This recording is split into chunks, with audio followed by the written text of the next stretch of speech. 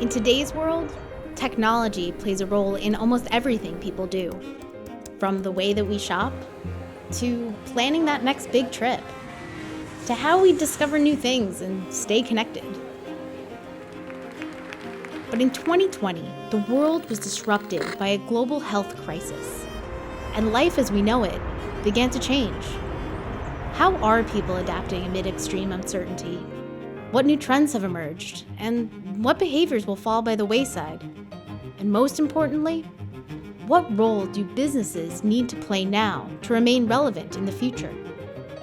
This is the Digital Life Index, a global research initiative from Publicis Sapient designed to help business leaders understand these trends. We've asked people from around the world to weigh in on how they use technology in their everyday lives, along with what they expect and will expect from the brands and companies they interact with in the future.